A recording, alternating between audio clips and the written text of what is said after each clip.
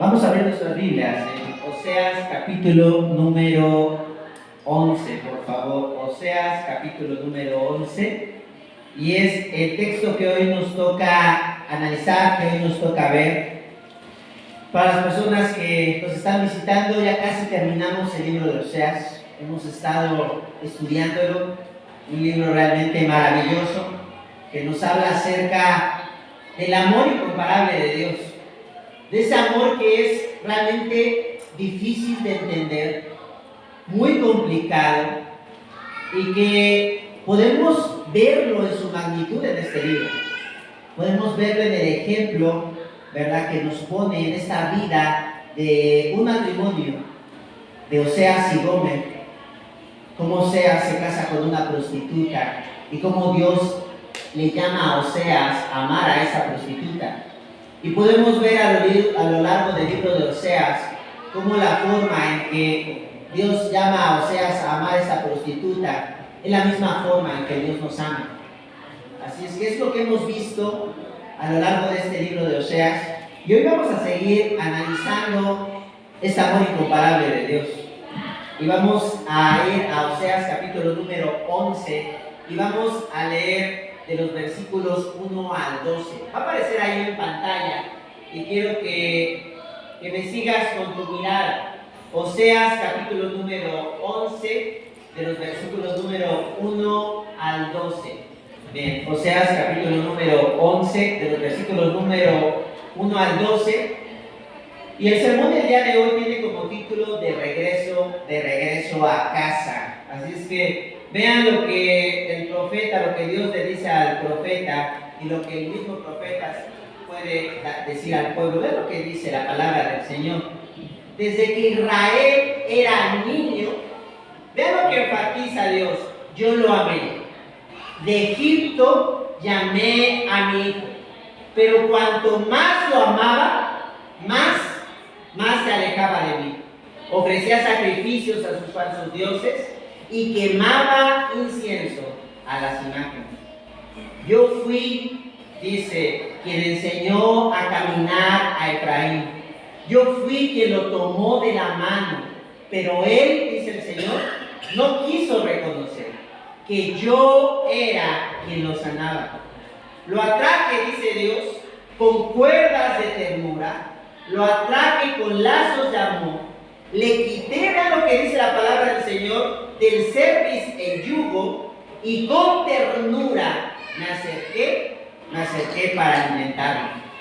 Y vean lo que sigue diciendo el profeta: no volverán a Egipto, sino que Asiria reinará sobre ellos, porque no quisieron volverse a mí. En sus ciudades se brindarán espadas que destrozarán los barrotes de sus puertas y acabarán, ¿qué dice? ¿Con qué? Con sus planes. Mi pueblo está resuelto a renegar de mi nombre. Por eso, aunque me invoquen, ¿qué dice? No los exaltaré. ¿Cómo podría yo entregarte, Efraín? ¿Cómo podría abandonarte, Israel? Yo no podría entregarte como entregué a Atman. Yo no podría abandonarte como Cebollín. Dentro de mí el corazón me da vuelcos y se me conmueve, ¿qué dice el Señor? Las entrañas. Pero no daré rienda suelta a mi ira, ni volveré a destruir a Efraín. Porque en medio de ti no está un hombre, sino que estoy yo, el Dios Santo, y no atacaré la ciudad. El Señor rugirá como león. Y ellos, fíjense lo que dice, y ellos lo seguirán. Cuando el Señor lance su rugido, sus hijos vendrán temblando de occidente. Y vean lo que dice el verso número 11. Vendrán desde Egipto, temblando como aves. Vendrán desde Asiria, temblando como palomas. Y yo, vean lo que dice el Señor, yo los estableceré. ¿En dónde? En sus casas. Afirma el Señor. Esta es la confrontante, esperanzadora palabra del Señor. Entonces, que vamos a orar para que hoy el Señor hable a nuestras vidas. Vamos a orar, familia. Señor, gracias por tu palabra. Gracias, Señor, porque sin duda tú nos muestras quién eres tú y quiénes somos nosotros. Hoy, Señor, queremos ir delante de ti y reconocer que esta palabra no es extraña para nosotros. Se trata de nuestras propias vidas. Y te pedimos, Señor, que hoy hables con poder a través del poder del Evangelio y que podamos, Señor, realmente darnos cuenta de la enorme necesidad que tenemos de ti. En el nombre del Padre te damos gracias. Amén. En los últimos capítulos de Oseas, el ambiente ha sido oscuro y terriblemente desolador. En los últimos capítulos que hemos analizado, hemos visto cómo el Señor va a castigar terriblemente a Israel, porque Israel lo ha hecho a un lado, porque Israel no quiere escucharlo, y entonces el Señor le dice: voy a exterminarte. Sin embargo, en este capítulo 11, Dios le deja ver a Oseas y a nosotros también una pequeña ventana de su gracia, en donde el Señor dice: yo los haré regresar ¿a dónde? A casa. Así como Oseas buscó a Gomer, la compró, ¿lo recuerdan? Y la regresó a casa. Ahora Dios va a hacer lo mismo con Israel, que representa a esta prostituta, que representa a esta ramera que no quiere nada con Dios. El Señor los va a regresar a casa. Pero esta historia no es una historia ajena a nosotros. Esta historia tiene que ver con nuestras propias vidas. Porque esta historia nos recuerda que el Señor nos ama no por nuestro comportamiento, sino que el Señor nos ama y nos reconcilia con Él porque Él quiere hacerlo. Él nos va a regresar a casa porque Él quiere amarnos. Él no nos regresa a casa porque nosotros lo merezcamos. Ni tú ni yo merecemos regresar a casa. Pero el Señor, en su infinita misericordia, en ese amor incomprensible, a pesar de que tú y yo constantemente lo hacemos a un lado y tenemos otras prioridades antes que Él, a pesar de todo ello, el Señor nos va a regresar a casa. Así es que en estos versículos en Oseas podemos ver una verdad muy importante. El cristianismo no se trata de lo que nosotros hacemos para llegar a Dios. El cristianismo no es lo que tú haces para alcanzar el amor de Dios. No, el cristianismo se trata de lo que hizo Jesús para que tú y yo volvamos a casa. Todas las religiones, absolutamente todas, hablan de lo que el ser humano tiene que hacer para llegar a Dios. El cristianismo no es igual a las otras religiones. El cristianismo es único porque el mensaje del Evangelio es que Dios nos amó y que somos salvos gracias a ese amor que vino a buscarnos y que nos regresa a casa. Así es que en esta mañana quiero hablarte de tres cosas acerca de nuestra reconciliación con Dios y de nuestro regreso a casa en el libro de Oseas. Quiero hablarte de tres cosas. ¿Cuáles son estas tres cosas? Número uno, la resistencia que tenemos de regresar a casa. Número dos, el camino para llegar a casa. Y número tres, el amor que nos lleva. El amor que nos lleva a casa. La resistencia, el camino y el amor. Así es que profundicemos en esta mañana en estas verdades. La resistencia de regresar a casa. Vean lo que dicen los primeros versículos. Aparece ahí en pantalla. Vean lo que dice Dios a su pueblo. Desde que Israel era niño, ¿qué dice ahí? Yo lo amé. De Egipto llamé a mi hijo, pero cuanto más lo llamaba, ¿qué dice? Más se alejaba de mí. Ofrecía sacrificios a sus falsos dioses y quemaba incienso. ¿A quién? A las imágenes. Aquí podemos encontrar una verdad que se trata de ti y de mí. Las personas, escucha bien, nos resistimos a creer en el amor de Dios y nos alejamos de su presencia. Quiero repetir esta verdad que podemos ver en estos primeros versículos. Las personas nos resistimos a creer en el amor de Dios y nos alejamos ¿de qué? De su presencia. En estos primeros versículos, Dios te recuerda a Oseas y a Israel que Él los ama intensamente. Que Él los está amando intensamente. ¿Cómo lo hace? ¿Cómo hace que Israel entre en razón y recuerde que Dios lo ama? Los lleva a un lugar donde el amor de Dios es visible para todos. A un lugar donde ellos no pueden negar el amor de Dios. ¿Cuál es ese lugar? Egipto. Por eso dice, en Egipto llamé a ¿qué? A mi hijo.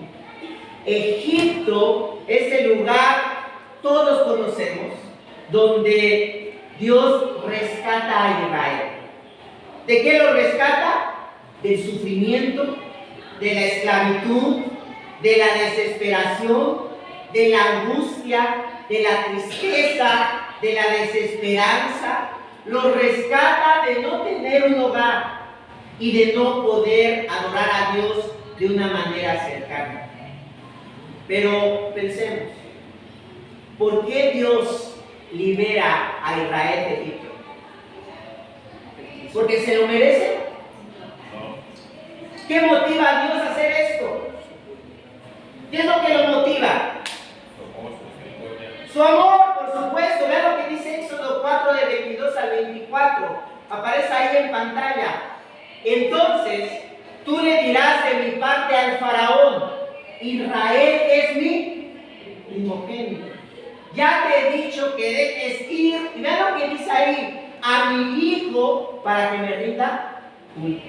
Pero tú no has querido dejarlo ahí. Por lo tanto, voy a quitarle la vida a tu primogénito. Dios libera a Israel porque lo ama como un padre ama a quién. Y los que somos padres sabemos que amar a un hijo es un sentimiento muy profundo.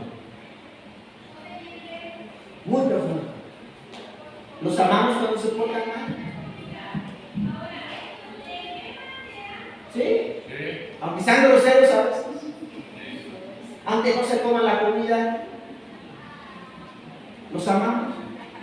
Aunque lleguen tarde. Llegas a las 11. Llegan 2 horas después a la 1. Los amamos. Por supuesto que los amamos. Los corregimos, ¿verdad? Pero los amamos. El amor de un padre no cambia. El amor de un padre implica humildad, ¿cierto? Humildad para decirle, está bien, hiciste mal, pero te perdono. El amor de un padre implica sacrificio. ¿A qué horas tienes que dormirte cuando son bebés? 2 o no dormimos. O mayor aún, cuando están grandes, seguimos sin dormir. Implica provisión. Implica no comprarte unos zapatos para comprárselos a ellos. Implica cuidado. Implica protección. Un padre ama a un hijo incondicionalmente. Dios ama a Israel porque Él ha decidido hacerlo. Pero desafortunadamente, ¿Israel creció? Vean lo que dice Dios al profeta y al pueblo, versículo número 2. Pero cuanto más lo llamaba, más se alejaba ¿de qué? Ofrecía sacrificios a sus falsos dioses y quemaba incienso a las imágenes. Israel no creía en el amor de Dios. Ellos pensaban que el amor de Dios era una mentira. Ahora, quizá tú digas, qué terrible pueblo, qué horripilante. O sea, después de que lo que hizo Dios en Egipto, después de cómo Él los cuidaba, ¿cómo puede ser que ellos no creyeran en el amor de Dios? Pero cuando escuchamos esto, el Señor dirige su dedo hacia nosotros y nos está diciendo, ustedes también no creen muchas ocasiones que yo los amo y piensan que mi amor es una mentira. Las personas, si eres honesto, quiero ir a lo más profundo de tu corazón. Si eres honesto, muchas veces has dicho, Dios me ama. Pero si eres honesto, esta frase es una frase tan trillada, tan utópica a veces en tu corazón y en tu mente, que piensas que esto realmente no es una realidad. A las personas, entonces, Oseas nos quiere decir en esta mañana, nos cuesta creer en el amor de Dios. A mí me cuesta creer en el amor de Dios. Pensamos que Dios nos ama poco o quizá que no te ama nada. ¿Cuántos de ustedes han dicho en lo profundo de su corazón, en la intimidad, sean honestos, quiero llevarlos a ese lugar donde tú estás con Dios, donde tú estás platicando, donde tus pensamientos el pastor no los conoce ni los que estamos aquí?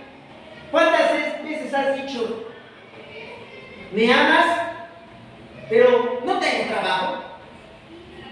¿Cómo puedo creer que me amas si no tengo un empleo? ¿Me amas en verdad, Señor? ¿Pero por qué mis padres me han abandonado? ¿En realidad me amas? ¿Me amas, pero no tengo dinero? ¿En realidad me amas, Señor? No te creo. No creo que me ames. ¿Me amas y estoy enfermo? ¿Por qué me tratas de esa manera? ¿Me amas y mi esposo me violenta? ¿Por qué, Señor? No creo que me ames. ¿Me amas y no estoy en la escuela que deseo? No creo realmente que me amas. Entonces la pregunta en esta mañana, bien fuerte para nuestro corazón, es: ¿crees que Dios te ama lo suficiente? Hoy quiero llevarte al más profundo de tu corazón, en la honestidad. Y seguramente la respuesta sería: no soy tan distinto al pueblo de Dios. Necesitamos creer que Dios nos ama lo suficiente. ¿Cuántas veces? Las veces que sean necesarias. Tenemos que recordar, en medio de ese desamor que a veces sientes por parte de Dios, en medio de la tribulación, en medio del dolor, en medio del sufrimiento, tienes que recordar que Dios te ama lo suficiente. El no creer, amigos, en el amor de Dios tiene consecuencias graves. ¿Cuáles?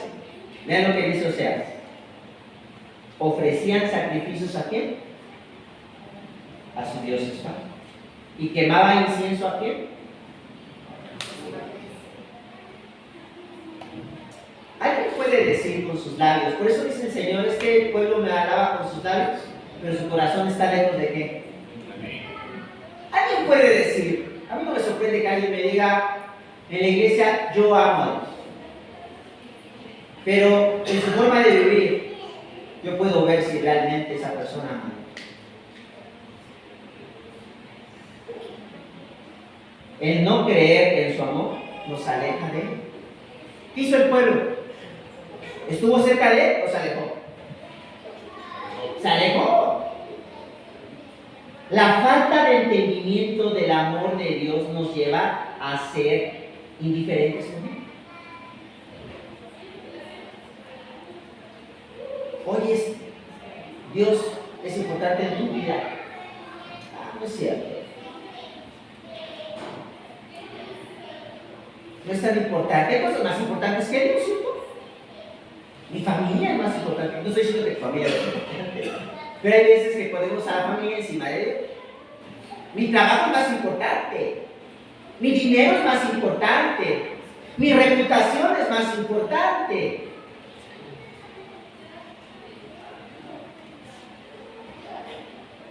Yo no le importa a Dios, ¿por qué voy a buscarlo?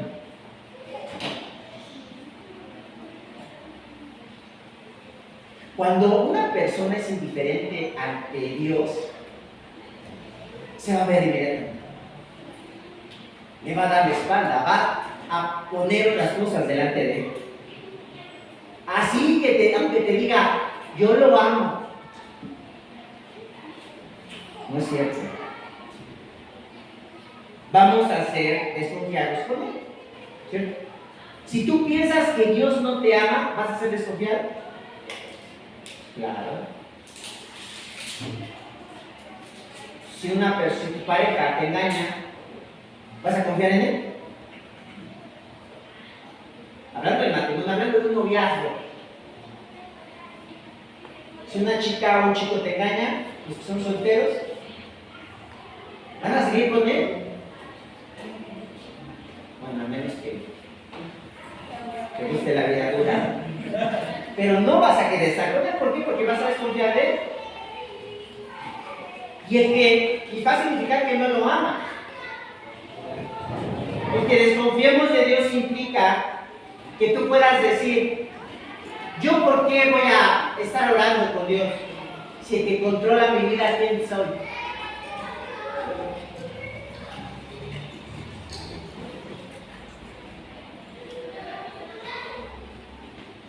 Yo no le voy a hacer caso a lo que dice Dios.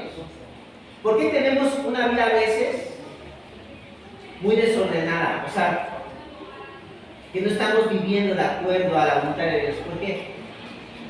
Porque pensamos que lo que dice Dios no es verdad y que no nos ama.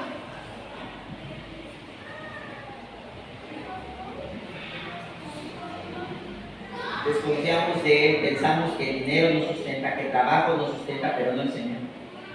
Nos enojamos con Dios. Todo lo que está haciendo Dios está en mi contra. El dudar del amor de Dios nos lleva a buscar el amor y confianza en dioses falsos.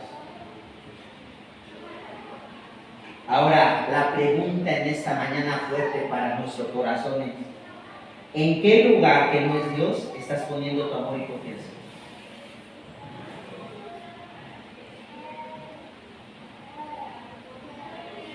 ¿En qué lugar estás poniendo tu amor y confianza que no es Dios? Ahora, el no creer en el amor de Dios no solo provoca nuestro rechazo, sino también puede buscar que nosotros tratemos de ganarnos el amor de quién. Creer que tenemos que hacer cosas para que Dios nos ame. Dios no me ama lo suficiente, entonces tengo que orar más. Oramos para que Dios nos ame. Tengo que leer la Biblia, porque si leo la Biblia, Dios me va a amar más. Y entonces yo le voy a decir al Señor: oye, yo te estoy amando. Ámame también. ¿Qué no ves cómo yo te amo? Leemos la Biblia para que nos marche bien. Voy a la iglesia para que en la semana no me vaya a pasar nada malo. Me trato de ganar su amor. Señor, ahí llegué a las 11:05. Te encargo hoy toda la semana que no pase nada, que no vaya a haber un accidente automovilístico, que todo canto en la iglesia, Señor. Lo menos que merezco es que me vaya súper bien. Tratamos de ganar su amor. Servimos en la iglesia y en nuestro trabajo para ser bendecidos. Pero la razón por lo que los cristianos hacemos todas estas cosas no es para ganar su amor. Lo hacemos por su amor, porque Él nos ha amado primero. Así es que la pregunta fuerte en esta mañana es: ¿estás buscando ganar tu amor? Podemos hacer muchas cosas para ganar su amor y tener una vida complicada. Escucha, podemos hacer muchas cosas para ganar su favor y tener una vida complicada. El amor de Dios no se mide, quiero que escuches esto, el amor de Dios no se mide por el cumplimiento de nuestra voluntad, sino por el cumplimiento de la suya. No trates de medir el amor de Dios por lo que tú quieres que Él haga en tu vida, porque Él va a hacer cosas muy diferentes a lo que tú esperas. Él no va a cumplir en muchas ocasiones con tus planes. Él va a ir hacia otros lados, pero lo está haciendo porque Él te ama. Vean lo que dice Isaías 55 del 8 al 11. Porque mis pensamientos no son los de ustedes, ni sus caminos son los míos, afirma el Señor. Mis caminos y mis pensamientos son más altos que los de ustedes, más altos que los cielos sobre.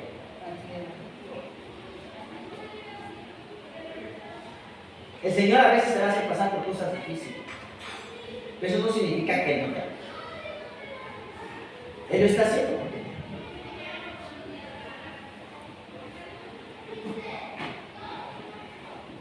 Y Él va a permitir muchas cosas. La pregunta en esta mañana es: ¿crees en el amor de Dios aunque sus planes sean diferentes a los tuyos? ¿Crees en el amor de Dios aunque sus planes sean diferentes a los tuyos? El no creer en el amor de Dios siempre nos va a llevar lejos de casa. El no creer que Dios te ama te va a llevar a decir: sí, estás ahí, Señor, pero no creo que me ames lo suficiente. Puede estar ahí de vez en cuando, pero no creo realmente que me ames lo suficiente. Eso estaba sucediendo con Israel. Hoy, tenemos que pedirle perdón a Dios y reconocer que no vamos por el camino correcto, que no lo amamos como deberíamos amarlo, que no creer en su amor es algo muy real en nuestras vidas y corazones. Sucede, nos pasa. Tenemos que retomar el rumbo. Y eso tiene que ver con el punto número 2, el camino para llegar a casa. Vean lo que dice en el versículo número 3. Yo fui quien enseñó a caminar a quién. Yo fui quien, vean esta imagen, quien lo tomó de la mano, pero él no quiso reconocer que era yo quien lo sanaba. Lo atraje con cuerdas de ternura, lo atraje con lazos de amor, le quité de la cerviz el yugo y con ternura me acerqué. ¿Para qué? El camino para regresar a casa está en creer en que Él nos ama profundamente.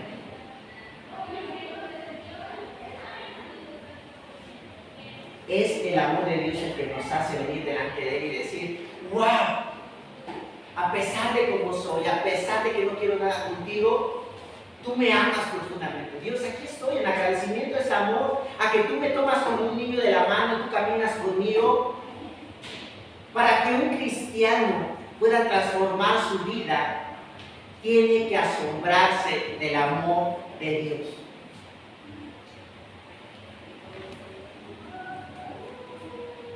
Dios fue quien puso a Israel de pie. Él es quien nos pone de pie también a nosotros. ¿Qué significa esto?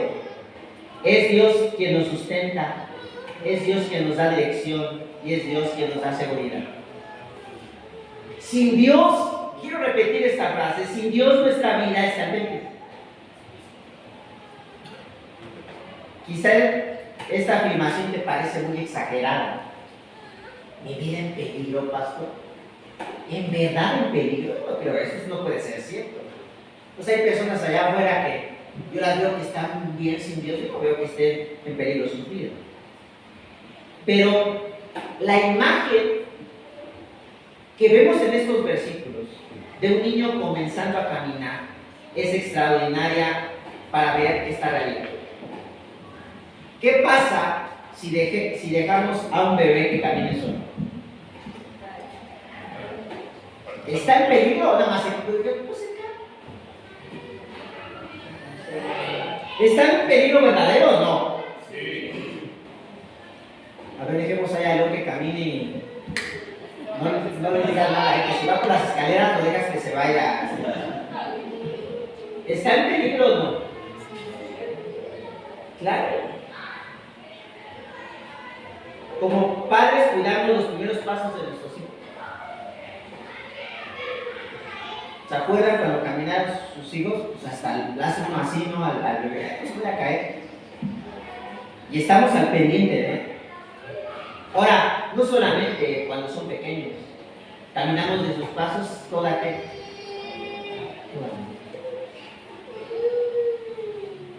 Nuestros hijos necesitan de nosotros como padres. Nosotros entonces lo que nos trata de decir el profeta es somos como niños pequeños. Necesitamos el sustento, la dirección, la seguridad de Dios todo el tiempo. Quiero repetir esto. Tú y yo somos como niños pequeños. Necesitamos el sustento, necesitamos la dirección y necesitamos la seguridad de Dios todo el tiempo. Pero no lo queremos. Nosotros nos creemos autosuficientes. Y le decimos al Señor, ¿me vas a enseñar a caminar? Mira cómo yo camino solo. No necesito de tu ayuda. Déjame. Si me caigo, que me caiga, no importa. Me levanto. Así es nuestro corazón, pero el Señor dice, yo voy contigo. Y esto es muy doloroso, porque en una cultura, en una sociedad posmodernista, se nos ha enseñado que las personas tenemos la capacidad para caminar por nosotros mismos.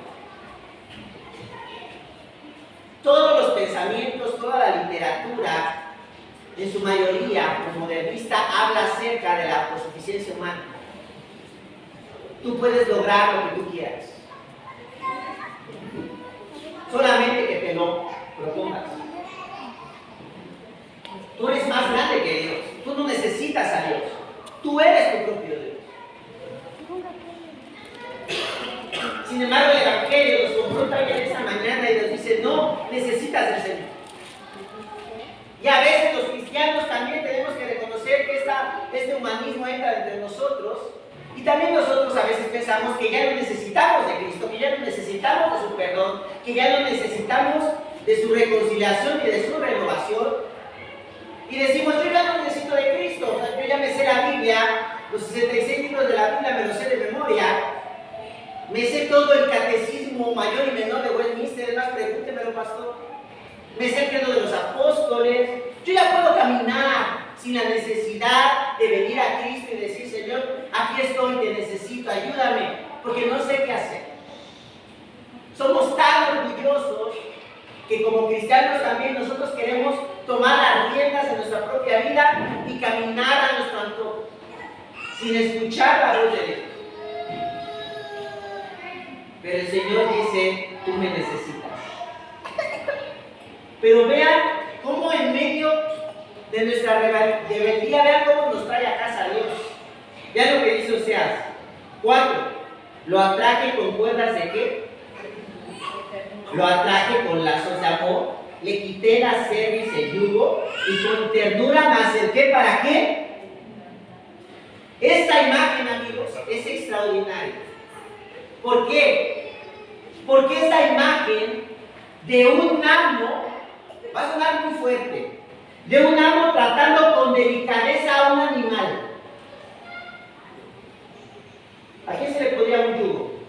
Los bueyes. ¿Para qué? Para guiarlos. Para guiarlos. Y regularmente los amos de los bueyes, ¿cómo trataban a los animales? No. ¿Qué tendrían que hacer? ¿Tratar con delicadeza el yugo? ¿Lo apretaban más, no? ¿No entiende? Hay que apretarlo un poco más. Hay que jalarle para que el animal entienda. Por ahí dice Octavio, hay que pegarle. Pero el Señor no hace esto, dice, los atraje con lazos de qué? De amor. Le quité la qué? De la cerviz, del cuello donde se ponen a los bueyes.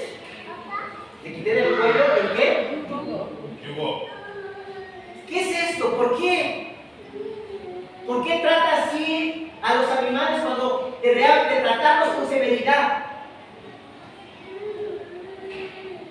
Esto es lo que merecía Israel.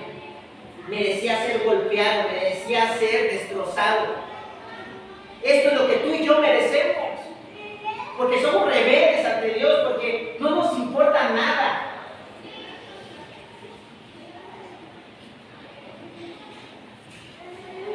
Pero Él no nos trata como animales. Esta imagen nos enseña que el Dios del Evangelio obra en nuestras vidas con amor, ternura y ¿qué?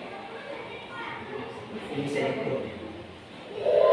Esta imagen, y quiero que lo tengas presente, esta imagen del lado misericordioso apunta a Jesús, quien no solo nos liberó del yugo del pecado, de una relación rota con Dios, sino que Él se puso el yugo por nosotros, para que nosotros encontráramos el camino a casa. Él recibió ese castigo que nosotros merecíamos. Él nos quitó el yugo y dijo, yo me lo voy a poner. Si hay alguien que merece el castigo de Dios, yo lo voy a enfrentar. Yo lo voy a hacer por ti, por ti, por ti y por mí también lo hizo. Esa es la clase de amor del Dios del Evangelio. Y entonces la pregunta es, ¿cómo vamos a responder a ese amor? No podemos seguir respondiendo cruzados de brazos. No podemos seguir respondiendo dándole la espalda, a pesar de los problemas que tengamos. Porque Jesús nos muestra que Él nos ama incondicionalmente. Y nosotros tenemos que amarlo así como Él nos amó.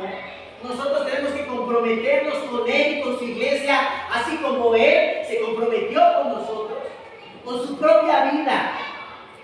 Pero nosotros no queremos dar ni una pizca de nuestro tiempo. Él entregó la vida por nosotros. Iglesia, despierta. Iglesia, despertemos. Y el único que es capaz de despertarnos es el amor de Cristo. Jesús es el camino a casa. En Él podemos ver el amor de Dios en todo su esplendor. Dios le dijo al pueblo de Egipto, llamé a mi hijo. Le recordó un lugar. Cuando escuchamos estas palabras de Egipto, llamé a mi hijo, no recordamos solamente un lugar, recordamos a una persona, a Jesús. Él es el mismo Dios haciéndose hombre por nosotros y dando la vida por nosotros. Así como dice Filipenses 2, quien siendo por naturaleza de Dios, no consideró ser igual a Dios como algo a que aferrarse, por el contrario, se rebajó voluntariamente, tomando la naturaleza de siervo y haciéndose semejantes a los seres humanos, y al manifestarse como hombre se humilló así mismo, y se hizo obediente hasta la muerte y muerte de cruz. Por eso Dios lo exaltó hasta lo sumo y le otorgó el nombre que está sobre todo nombre, porque ante el nombre de Jesús se doble toda rodilla en el cielo y en la tierra y debajo de la tierra, y toda lengua confiese que Jesucristo es Dios. Este amor nos lleva a abandonar nuestros caminos falsos, a entender que Dios nos ama y que necesitamos de Él. ¿Necesitas de su dirección? Yo lo necesito. Yo lo necesito. Y seguramente tú también necesitas recordar que te ama intensamente. Y esto nos lleva a entender el tercer punto y último, el amor que nos lleva a casa. Vean lo que dice el verso 9. Pero no daré rienda suelta a mi ira, ni volveré a destruir a Efraín, porque en medio de ti no está un hombre, sino que estoy yo, el Dios santo, y no atacaré la ciudad.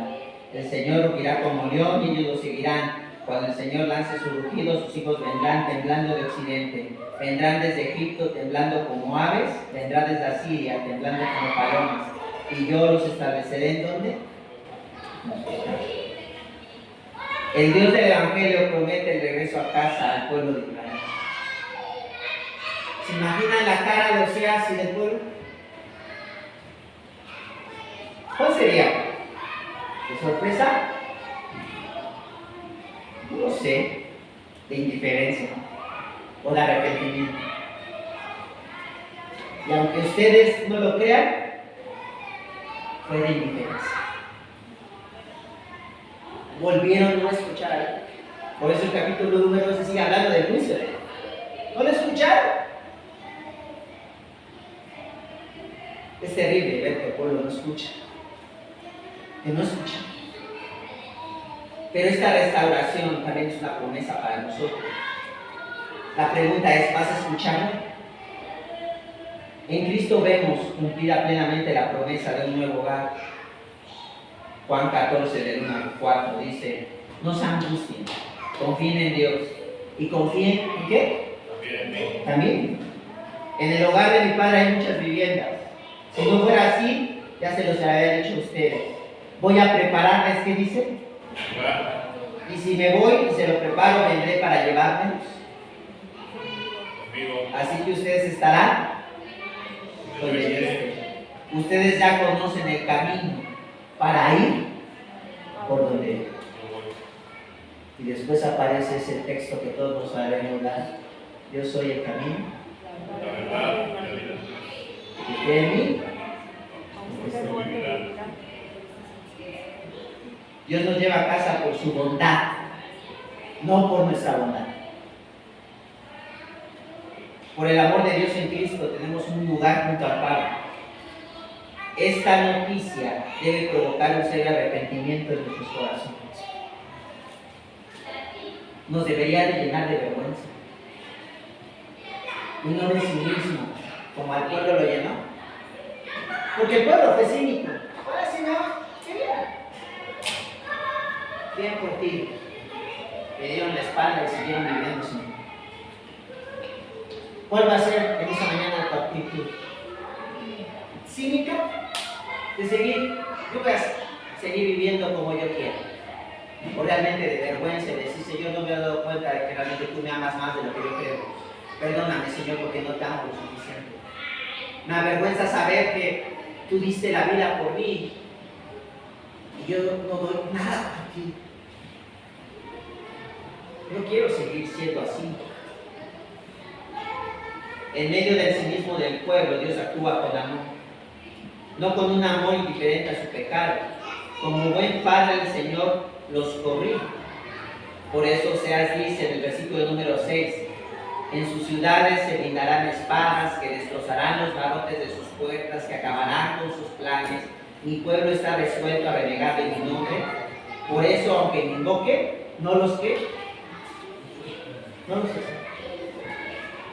La disciplina del Señor es necesaria a veces, para que tú y yo entendamos que necesitamos de Él, para que tú y yo entendamos que Él nos ama profundamente. El que el Señor te corrija no implica que Dios no te ama. La disciplina de Dios siempre es redentora. Dice John Piper, aunque parezca que Dios te está destruyendo, Dios realmente te está salvando.